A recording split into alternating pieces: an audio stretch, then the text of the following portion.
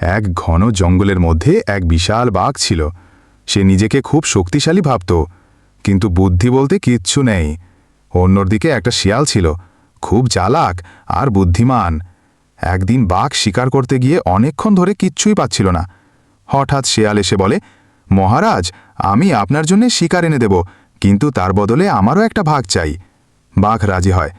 শিয়াল একটা গাছের খুলে ঢুকে একটা খরগোশ ধরে এনে বাঘকে দেয়। বাঘ খরগোশটা খেয়ে খুব খুশি হয়। পরের দিনও শিয়াল কিছু না কিছু শিকার এনে বাঘকে দেয়। এমনতে অনেক দিন চলে যায়।